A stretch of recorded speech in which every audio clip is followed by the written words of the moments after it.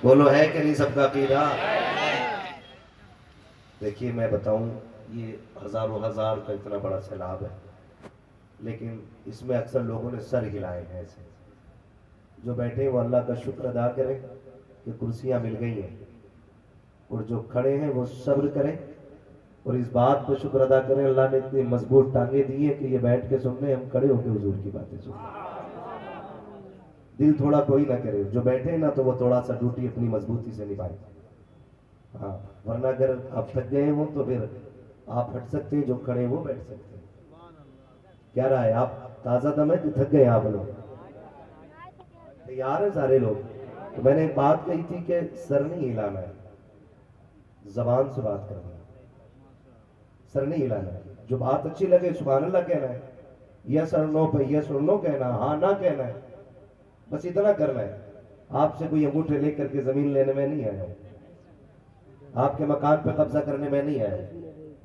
जिम्मेदारियां जितनी थी जलसे की उठा ली भाई, महराज साहब ने कोशिशें जितनी करनी थी कामरान नजरी साहब कर चुके, हमारे अरकान साहब हजरत, ये तमाम तर उलमा इकराम ने अपनी अपनी जिम्मेदारियां उठा ली हैं।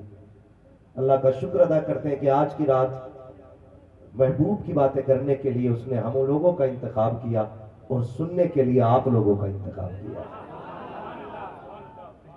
इस बात में भी अल्लाह का शुक्र अदा करते हैं। अल्लाह ने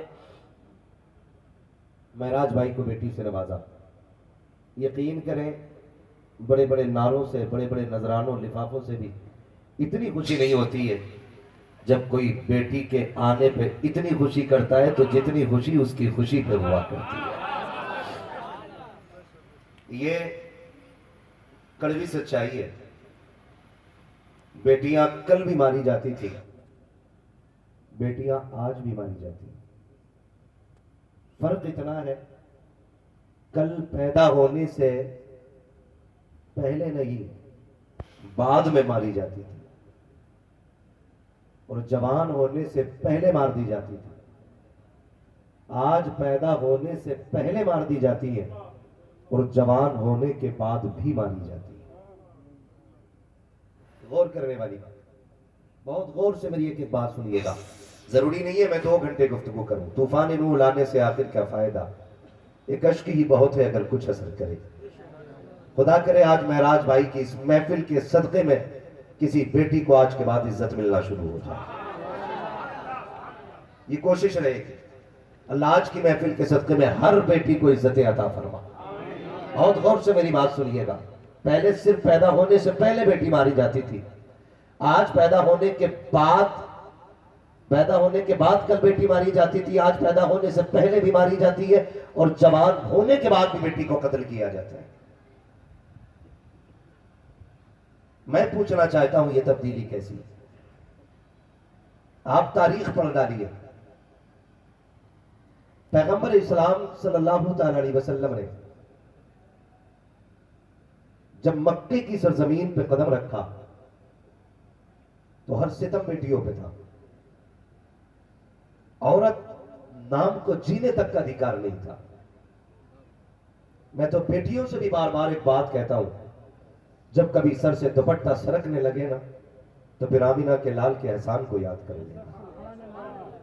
कभी बिना दुपट्टे के तेरा भी जी चाहे किसी मेले में जाने को तो अली की ज़ैनब का पर्दा याद करना। अगर तेरा भी मन चाहे कि दुनिया तमाशे कर रही है तो मैं भी आके फैशन के लेवल पे आके अपने जिस्म की, अपने हुस्न की नुमाइश करूं तो फिर मुस्तफा की फातिमा की जिंदगी याद कर लेना। आज दिल दुखता है यार, दिल दुखता है। आज सोशल मीडिया ने हमारी कौम का बेड़ा गर्क करके रख दिया, बेड़ा गर्क करके रख दिया। नाम फातिमा है और रील्स उसकी देखो सोशल मीडिया पे भरी हुई है। नाम ज़ैनब है, सोशल मीडिया पे इज्जत की नीलामी हो रही है। टके टकों के लिए हमारी कौम की बेटियों ने दुपट्टे उतार दिए। बाप भी कहता मेरी बेटी के 3 लाख फॉलोवर है, मेरी बेटी के 70,000 फॉलोवर है, मेरी बेटी को आधा हिंदुस्तान जानता है। आग लगे ऐसे फॉलोवरों को जो सिर्फ जानने के लिए और सिर्फ हुस्न के मतवाले होते हैं, जो सिर्फ तेरी बेटी की इज्जत के लुटेरे होते हैं। क्या करोगे इन फॉलोवरों का जो मरने के बाद काम ना आ सके? अगर फॉलोवर बनाना है तो रब के फरिश्तों को फॉलोवर बनाओ, रब के चाहने वालों को फॉलोवर बनाओ। दावे के साथ कहता हूं, अगर तेरी लाश इन फॉलोवरों के बीच में 5 लाख नहीं 5 करोड़ के बीच में होगी, कोई तुझे हाथ लगाने नहीं आएगा। लोग तेरे जिस्म से डरेंगे। क्या कि अच्छा हो तू कनीज़े फातिमा ज़हरा बन जा और तेरा जनाजा चलेगा। खुदा की कसम वली भी बढ़ बढ़ के कांदे देंगे, उलमा बढ़ बढ़ के कांदे देंगे। लोग पूछेंगे ये किसका जनाजा है? कोई कहेगा प्रधान की बेटी का जनाजा है, कोई कहेगा ठेकेदार की बेटी का जनाजा है, लेकिन फरिश्ते कहेंगे चुप हो जाओ, तुम नहीं जानते हो ये कनीज़े फातिमा ज़हरा का जनाजा था।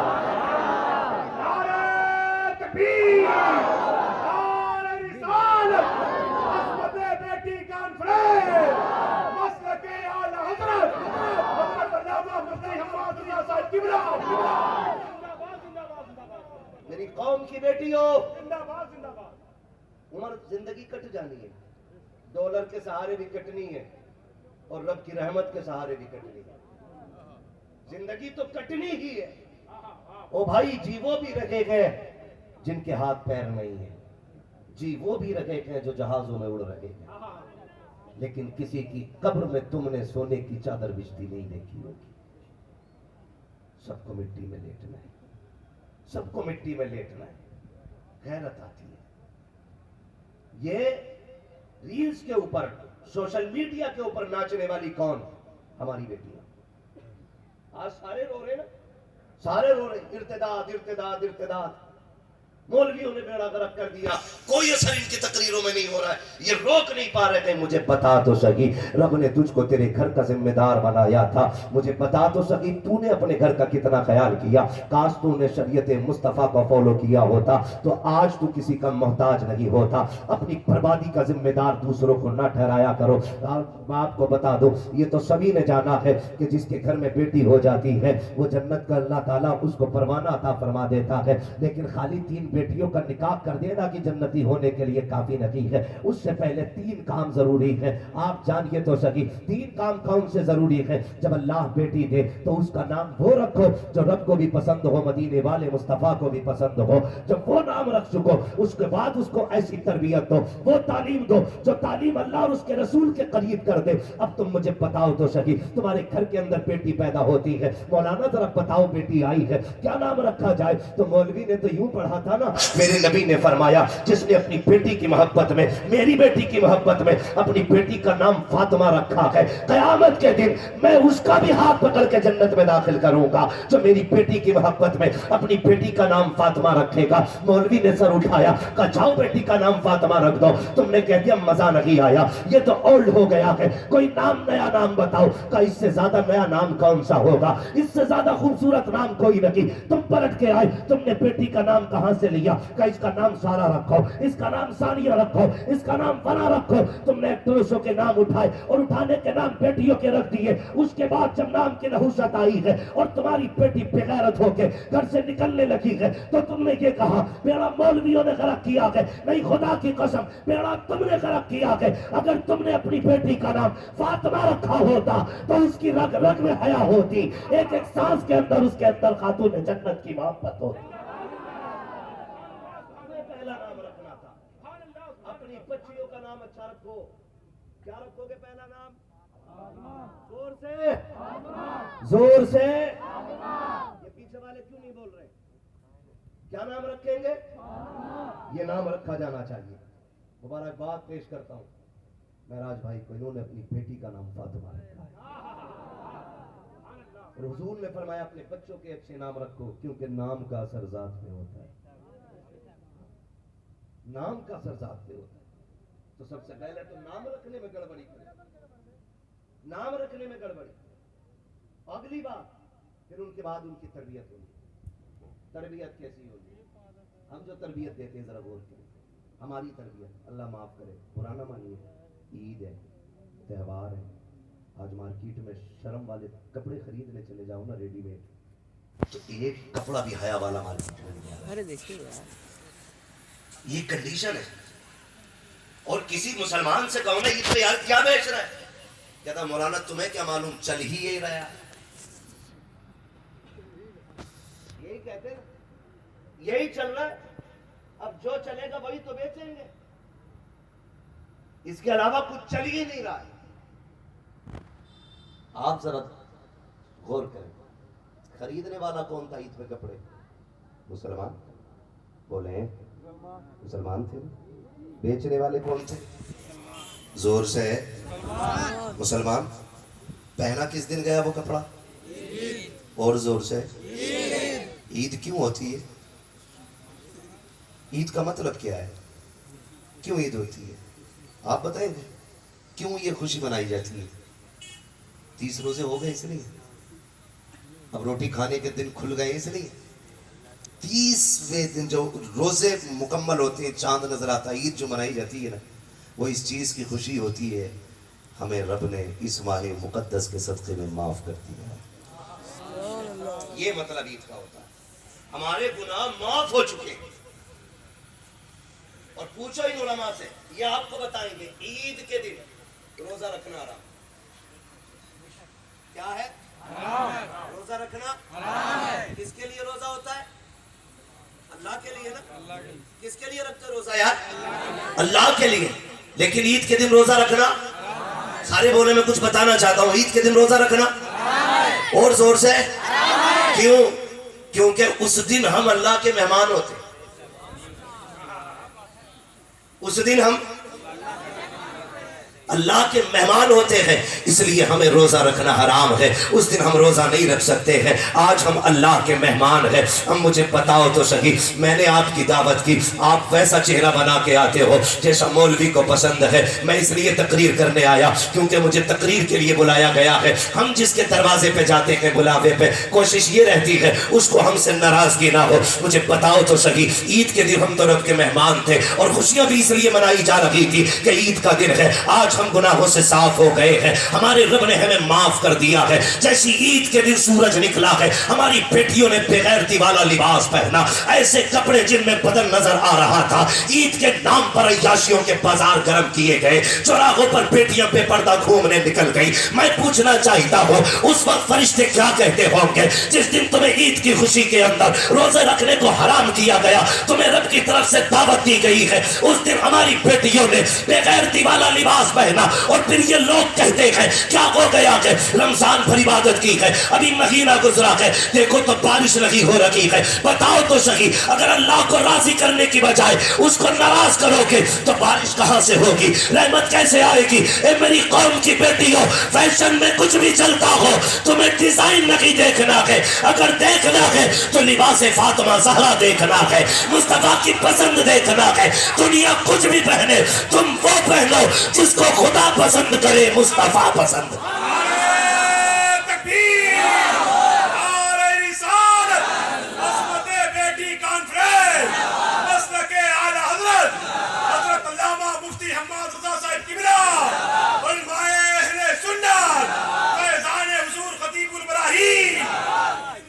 तो भाई मेरे कहने से आपकी बेटी नहीं रुकनी, इन उलमा के कहने से नहीं रुकनी है बेटी। रईसुल अत्किया सरकार सैयद उवैस मुस्तफा वास्ती फरमाते, ये फितना तब बंद होगा जब सीनों में इश्क मुस्तफा की आग लग जाएगी। उसके अलावा ये बंद नहीं हो सकता, उसके अलावा ये बंद नहीं हो सकता। हर सीने में इश्क मुस्तफा की आग लगना जरूरी है। हर बेटी को इश्क मुस्तफा के शमा अपने सीने में रोशन करना पड़ेगी, तब जाके ये इर्तिदाद का सद्देबाब होगा। वरना भी कुछ 2-4 दिन पहले की नकाब वाली बच्चियों को मैंने भगवाधारियों के साथ बाइक पे खड़े होकर बात करते देखा। दुख होता है, दुख होता है। वो भाई ये नकाब ऐब छुपाने के लिए नहीं था, ये नकाब इज्जतें बचाने के लिए था। इस्तेमाल गलत कर दिया लोगों ने, इस्तेमाल गलत कर दिया। चंद बिगड़ी हुई नकाब पोशों की वजह से शरीफ जादियों का जीना हराम है, शरीफ जातियों का जीना हराम है। ये हमने गलती की और इसका खमियाजा हमें को भुगतना पड़ रहा है। लोग क्या कहते हैं, तरबियत में क्या किया, हम तालीम के मुखालिफ नहीं, मैं तो कहता हूँ अल्लाह तौफीक देना, ऐसे इदारे कायम करो जहाँ इंग्लिश पढ़ने वाली भी बेटी और पढ़ाने वाली भी बेटी होनी चाहिए। मैं किसी जबान का मुखालिफ नहीं, मैं नहीं मुखालिफ हिंदी इंग्लिश किसी भी जबान का, मगर मैं चाहता हूँ तालीम तरीके से होनी चाहिए, तरीके से होनी चाहिए। बताओ कोई भी इतना बेगैरत भाई होगा जो अपने बहन की इज्जत लुटती हुई देखे और चुप रहे? मैं तो नहीं मानता। गरीब से गरीब भी अपनी बहन बेटी की इज्जत से प्यार करता है, बोलो करता है कि नहीं? हर बंदा बहन बेटी की इज्जत को प्यार करता है, कोई नहीं चाहता मेरी बहन बेटी की इज्जत जाए। तो क्या हम इतना नहीं कर सकते थे? अपनी बच्चियों को एक इंग्लिश मीडियम ऐसा स्कूल दे देते कि जिसमें पढ़ने वाली भी कनीज़े फातिमा और पढ़ाने वाली भी कनीज़े फातिमा। बुरा ना मानिएगा, कह रहा बहुत अच्छी बात है, मेरी लड़की MBBS कर रही है, अल्लाह तौफीक दे, वो खूब आगे जाए, लेकिन अल्लाह उसकी इज्जत की हिफाजत फरमाए। हम ये दुआ दे सकते हैं, लेकिन हालात नहीं है, ये बचनी नहीं है इज्जत। हम जानते हैं कंडीशन क्या है। तुम्हें तो दाना डाल के पर्दे से बाहर निकाला जा रहा है, चारा डाल के तुम्हें बाहर निकाला जा रहा है। किसी ने कहा इस्लाम ने बेटियों को कैद कर दिया है, तरह तरह की बातें की। देखो सारी औरतों को देखो, कितना फ्रीडम, कितनी आज़ादी उनके पास है, बिना नकाब के जैसे चाहती हैं घूमती हैं। लेकिन इस्लाम ने अपने चाहने वालियों को ऐसा बंद करके रख दिया है, गर्मी में घुटती रहती है नकाब में, चोरों की तरह रहना पड़ता है। तुम नहीं जानते हो, खुदा की कसम सुनो तो सही, कैद और होती है, हिफाजत और हुआ करती है। कैद अलग होती है, हिफाजत अलग होती है। बहुत गौर से मेरी बात सुनिएगा, ये जो नकाब दिया गया था, ये बच्ची को कैद में नहीं डाला गया है, बच्ची को महफूज नहीं किया गया है। लेकिन सुनो तो सही, इसको नकाब किस लिए दिया गया था? आज बेटियां नकाब के खिलाफ रोड पे आ गई। कई लोगों ने कहा, बड़े अक्लमंद लोगों ने, जो पढ़े लिखे अपने आप को कहलाते थे, कहने लगे मौलवी पर्दा तो दिल का होता है, जिस्म से क्या लेना देना। जब दिल साफ नहीं होगा तो औरतों के वजूद कैसे साफ रह जाएंगे? हम जब बात करते हैं हया की तो लोग कहते हैं मौलवी खराब होते हैं। जरा कान खोल के मेरी बात सुनिएगा प्यारे, तुम ये कहते हो पर्दा दिल का होता है, कई बाप तो ये कहते हैं नहीं हमारी बेटी गुनाह नहीं करेगी, हमारी बेटी गलत नहीं हो सकती है। मैंने उससे वादा किया है, उसने मुझसे वादा किया है, वो कभी बाप की इज्जत पे आंच नहीं आने देगी। इतनी बड़ी बड़ी बातें करने के बाद लोग कहते हैं मुझे अपनी बेटी पे एतमाद है। मैं पूछना चाहता हूँ, तुझे अपनी बेटी पे ज्यादा एतमाद है या मेरे नबी को फातिमा पे ज्यादा एतमाद था? तू मुझे बता तो सही, तुझे अपनी बीवी पे ज्यादा एतमाद है या मेरे नबी को हजरत आयशा पे ज्यादा एतमाद है? मुझे बताओ तो सही। खुदा की कसम, बात एतमाद की नहीं है, बात शरीयत मुस्तफा की है, बात तहफ्फुज की है। रब ने जो दिल दिया है ना, ये धड़का करता है और ये इसके अंदर ये खासियत है, ये किसी न किसी की मोहब्बत चाहता है। या तो इसको बाप की मोहब्बत दे दो, या माँ की मोहब्बत दे दो, या भाई की मोहब्बत दे दो, या बहन की मोहब्बत दे दो। जब ये मोहब्बतें नहीं मिलती है तब जाके किसी आवारा मोहब्बत को तलाश करता है और फिर घर के घर उजड़ जाया करते हैं, खानदान के खानदान बर्बाद हो जाया करते हैं। मेरी कौम के नौजवानों, मैं आपसे इतना कहना चाहता हूँ, मेरी बेटियों को जाके बता देना, ये जो नकाब दिया गया था ये तेरे लिए कैद नहीं थी, ये तेरे लिए बंद नहीं था, ये तेरे लिए आजादी थी, तेरे लिए हिफाजत थी। आप कहेंगे कैसे? मुझे बताओ तो सही। एक गिलाफ हमने कुरान पे भी देखा है, एक गिलाफ काबे पे भी देखा है, एक चादर हमने मजार पे भी देखी है। इनका क्या मकसद था? काबे पे क्यों चादर डाली गई? ताकि काबे को कैद किया जाए। मजार पे क्यों चादर डाली गई? ताकि मजार को कैद किया जाए? नहीं। कुरान को क्यों जुस्तान में रखा गया? इसलिए नहीं रखा गया ताकि कुरान को कैद में रखा जाए, बल्कि वजह सिर्फ ये है, काबे पे इसलिए गिलाफ चढ़ाया गया ताकि जमाने को पता चल जाए और जगहों पे भी अल्लाह की इबादत होती है, लेकिन हर मस्जिद काबे की तरह नहीं हो सकती है। इसलिए गिलाफ डाल करके के मस्जिदों से काबे को मुमताज किया गया। दुनिया में बेशुमार किताबें हैं, लेकिन कुरान पे गिलाफ चढ़ाया गया ताकि जमाने को ये पता चल जाए किताबें तो बेशुमार है लेकिन कुरान जैसी कोई किताब नहीं है।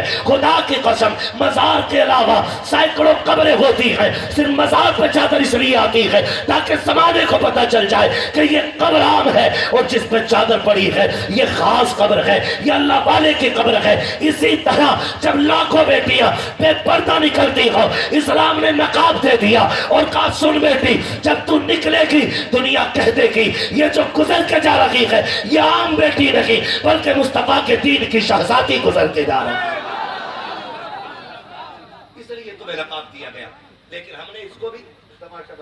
अब तो नकाब में भी इतने मॉडल आ गए हैं। नकाब होता किस लिए? पर्दा, ताकि किसी की नजर ना पड़े। नकाब इतने डिजाइनदार हैं कि लोग औरत को देखे ना देखे नकाब को देख रहे हैं। ये खत्म करो बीमारियां। थोड़ी देर की वाह से काम नहीं चलेगा, मजबूती से इनका बाइकाट करना पड़ेगा इन चीजों का। फैशनेबल बुर्के खत्म, नकाब वो पहनाओ जिसमें पर्दा होना चाहिए, वही नकाब होना चाहिए जिसमें पर्दा होना चाहिए। हमारी तरबियत देखें, हमारी जो हमने बच्चों को तरबियत दी अपनी, अल्लाह माफ करे, अल्लाह आपको सलामत रखे मेरे भाई। ये जो दौर है ना, इस दौर में हमें अपने घरों की हिफाजत खुद करनी है, खुद करनी है। हमें खुद से अपनी बच्चियों की हिफाजत करनी है। इनको जो तरबियत देनी है ना, तो तरबियत कनीज़े फातिमा ज़हरा वाली देनी है। कौन सी तरबियत दे रहे हैं जानते हैं आप? अल्लाह का शुक्र है, हम लोग वो खुशनसीब लोग हैं हजरत के, हमें माओ की गोद में लोरी सुनने का मौका मिल गया। हाँ, हम वो खुशनसीब लोग हैं जिन्होंने माओ की गोद में लोरियां सुन ली हैं। अब के बच्चों को माओ की गोद में लोरियां नसीब नहीं हो रही हैं। पूरा ना मानना, ये कड़वी सच्चाई। आज जरा सा बच्चा रो दे, अम्मा गोद में लेती नहीं, निकाला खटाक से दे दिया बजा के, अपना आप लग गई गीबत में। बच्चा रो रहा है, टुनटुना लगाया, दे दिया। बहुत छोटा बच्चा तो वो यही सोच रहा है ये क्या आ गया हाथ में। थोड़ा समझदार है तो वो ये सोच रहा है इसमें आवाज कैसे आ रही है। और ज्यादा समझदार है तो कह रहा है ये बना कैसे। मतलब सारे उसी में ही लगे और अपना आप काय में लगी है। बताओ तुम्हारी सास कैसी है? अब तो न लड़ती है। तुम्हारी खाला ने जो वो गाली दी थी वो बात फाइनल हो गई। ऐसा लगता है जैसे देश यही चला रही है। मैं मां बापों से गुजारिश करूंगा, गोद बच्चों का ये अपना जाती हक है। इन बच्चों को गोद का हक दो, वरना याद रखना आज तुम बचपन में इन्हें सीने से नहीं लगाओगे, कल जब तुम बूढ़े होगे ये तुम्हें सीने से नहीं लगाएंगे। गलत कर रहे हो तुम। और ये सिर्फ बच्चों के साथ नहीं, आप अपने साथ भी गलत कर रहे हो। आपके साथ बुरा हो रहा है, इसलिए कि जब आप बूढ़े हो जाएंगे तो फिर ये आपको मोबाइल थमा के चले जाएंगे। और हो रहा है भी, जो बुढ़ा ज्यादा बोलता है ना तो उसका लल्ला मोबाइल लाके देता है, लो इसे चलाओ। अब्बा से टेंशन फ्री, महीने में एक बार रिचार्ज करना अब्बा का। हाँ, और अब्बा को ऐसा बिजी किया जिस उम्र में तस्बीह होनी चाहिए थी, जिस उम्र में सजदे और मुसल्ला होना चाहिए था, उस उम्र में अब्बा कह रहा रख दे रोटी बाद में खाऊंगा, पहले ये सीरियल पूरा हो जाए। आज तक कुरान के लिए अब्बा नहीं लड़ा कि बेटे चश्मा बनवा के ला दे, लेकिन जिस दिन से लल्ला ने मोबाइल दिया ना, धुंधला हो जाना, धुंधला कह रहा दूसरा ला, इसमें साफ नहीं दिख रही फोटो। अरे जवानियां तो बर्बाद थी ही थी, और आज ने बुढ़ापे बर्बाद कर दिए। माँ बाप के बुढ़ापे बर्बाद कर दिए, टाइम नहीं कट रहा, मोबाइल दे दिया, ला के उठा के लो पढ़ो, लो इसको देखो, कोई काम नहीं है। वो भाई एक बात कही जाती है, एक पैर छिलके पे दूसरा पैर कब्र में। अब तो मान जाओ, कहावत है कि नहीं? एक पैर केले के छिलके पे दूसरा पैर कब्र में, यानी कि अब आप कब्र के करीब हो गए। अब तो लौट आओ रब की बारगाह में। लेकिन अब तो बूढ़े भी मस्जिद में दिखाई नहीं देते, क्योंकि ये जो है ना पाबंदी से सीरियल देख रहा है, पाबंदी से सीरियल देख रहा है। और हमारे घरों को जो आग लगी है ना इन सीरियलों से लगी है। पाकिस्तान का है, पाकिस्तान का सीरियल है, कोई बात ना, उसमें सब ज़ैनब जुबैदा खातून सारी ऐसी नाम है। इस आधा घंटे के सीरियल ने 60 साल में आग लगा दी। हुआ क्या? अब तो कपड़े भी, ये कौन सा पाकिस्तानी सूट है, ये कौन सा है, ये जापानी सूट है। वो भाई सारे अपने बन रहे यूपी में कपड़े, हमारे यहां की बिरादरी कपड़े तैयार कर रही है, लेकिन छाप क्या हो गए पाकिस्तानी। क्यों? कि फला सीरियल में ये सूट चला। अब वही चलेगा मार्केट में, जो फला सीरियल में चला वही मार्केट में चलेगा। तुम्हें क्या लगता है ये तो 3 घंटे का सीरियल होता है, ये जो आपकी रियल लाइफ होती है ये आपकी रियल लाइफ के लिए पूरा सबक बन सकती है। खुदा की कसम जिन लोगों ने इसको अपनाया है उनके घरों में आग लगती जा रही है। लोग बातें करते हैं नहीं नहीं जी ये तो आम बात हो गई है, दौर के हिसाब से चलना पड़ता है। अब तो देवर भी भाभी की गोद में बैठ सकता है, अब रिश्तों में कोई फासले नहीं रह गए हैं। पूछो जबकि उलमा से, फरमाया गया देवर से ऐसा पर्दा करो जैसे मौत से भागा जाया करता है। आज कितने पर्दे हमारे घरों के अंदर रह गए हैं, जिसको मौत कहा गया है आज वही गोद के अंदर बैठा हुआ है। फिर जब घरों को आग लगती है तो रोते फिर रहे हो। खुदा की कसम अगर घरों को बचाना है अपने घर के अंदर ये 1.5 घंटे का सीरियल लगी, बल्कि फातिमा ज़हरा की जिंदगी उठा के ले आओ। खुदा की कसम तुम्हारी दुनिया भी जन्नत नजर आएगी और कब्र भी जन्नत नजर आएगी।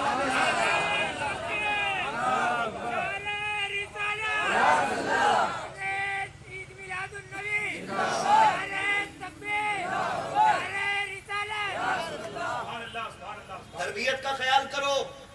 दूसरा काम है बच्चियों की तरबियत। बच्चियों की तरबियत, और तरबियत कैसे की जाती है, तरबियत कैसे की जाती है सुने कभी गौर से, पढ़े खातून जन्नत को। हाँ, एक दिन सैयदा ज़ैनब रज़ी अल्लाह तआला अन्हा कुरान पढ़ रही थी, आवाज़ थोड़ी तेज हो गई। खातून जन्नत सैयदा फातिमा ज़हरा ने बेटी की कलाई पकड़ के कहा था, ज़ैनब औरत की आवाज़ भी कभी पर्दा होता है। मेरी बेटी भले कुरान पढ़ रही है लेकिन ये आवाज़ घर के बाहर नहीं जानी चाहिए। ये कौन तरबियत कर रहा है? खातून जन्नत तरबियत कर रही है अपनी बेटी की। खातून जन्नत, बेटी औरत की आवाज का भी पर्दा होता है। जब आपने ये तरबियत की तो जमाने ने देखा है। खुदा की कसम करबला के रेगुजार से लेकर के यजीद के दरबार तक खातून जन्नत को आप पढ़ लीजिए। खातून जन्नत की बेटी सैयदा ज़ैनब को आप पढ़ लीजिए। खानदान तो लुटा है लेकिन किसी ने आपको बेपर्दा होते हुए नहीं देखा। पूरा खानदान शहीद हो गया है लेकिन किसी खैर महरम ने सैयदा ज़ैनब की सही आवाज नहीं सुनी थी। यहां तक कि यजीद के दरबार में भी जब सैयदा ज़ैनब खुतबे के लिए खड़ी हुई थी, एक नबीना साहबी खड़े होकर कह रहे थे, ओ यार बताओ तो सही, लगता है अली आ गए हैं, मुझे अली से मुलाकात करा दी जाए। किसी ने रोते हुए कलाई पकड़ा, कहा बाबा क्यों कह रहे हो? कहा देखते नहीं हो ये जो खुतबे की आवाज है ये तो अली की आवाज लग रही है। कहा ना बाबा ये अली की आवाज नहीं बल्कि अली की शहजादी ये ज़ैनब की आवाज है। कहा ये कैसे बदल गई? कहा इसलिए ज़ैनब ने आवाज बदल दी ताकि किसी गैर महरम के कान ज़ैनब की असली आवाज को सुन ना सके। इसे पर्दा कहते हैं। और तेरी बेटी आकर के सीरियल में बैठ गई, आके कैमरे के आगे बैठ गई। $5000 आ रहे मेरी बेटी के, आग लगे इन डॉलरों में। दिल के फपोले जल उठे सीने के दाग से, इस घर को आग लग गई घर के चराग से। खाते कर लो लेकिन इज्जत ना बेचो, इज्जत ना बेचो। मैं जहां तक जानता हूं जो आज बेटियां मुर्तद हो रही हैं उसकी 2 वजह सबसे बड़ी मेरी नजर में। नंबर 1 या तो लालच और या फिर मजबूरी, बस। वरना मजहब इस्लाम इतना प्यारा मजहब है जो इसमें एक बार आ जाता है फिर इसे छोड़ के जाने को दिल नहीं करता है। और जिसने इसकी हलावत को पा लिया वो मर जाता है लेकिन मजहब इस्लाम नहीं छोड़ता है। 2 वजहें मुझे लगी, या तो लालच और या फिर मजबूरी। लालच क्या? लालच ये है कि जो लालच देते हैं कि चलो भाई गाड़ी है हमारे पास, बंगला है, होटल है, जहां चाहोगी वहां घुमाएंगे, अगर तुम इनमें रहोगी तो क्या कर सकती हो? तुम कहीं नहीं जा सकती हो, 4 दीवारी में रह जाओगी। आओ चलो हम तुम्हें दुनिया दिखाते हैं। किसी ने सोने का लालच दिया, किसी ने गाड़ी का लालच दिया, किसी ने जेवर का लालच दिया। ए मेरी बहन, ए इस्लाम की शहजादी, सुन तो मेरी बेटी कान खोल करके, दुनिया की कोई भी दौलत तेरी इज्जत की कीमत नहीं बन सकती है। अल्लाह ने जितनी बड़ी इज्जत तुझको अता की है, सारी दुनिया का सोना एक पल्ले में रखा जाए और किसी गरीब की बेटी की इज्जत को एक पल्ले में रखा जाए, फिर भी एक गरीब की बेटी की इज्जत का बदल पूरी दुनिया का सोना नहीं बन सकता है। ये तेरी इज्जत का कमाल रब ने अता किया है। ये इज्जतें तुझे रब ने दी थी तो बेटियां चली जाती है जेवर छोड़ करके। मेरी बहन बेटी कान खोल के सुन लेना, ये दुनिया की जिंदगी 4 दिन की है, कितने दिन जी लो।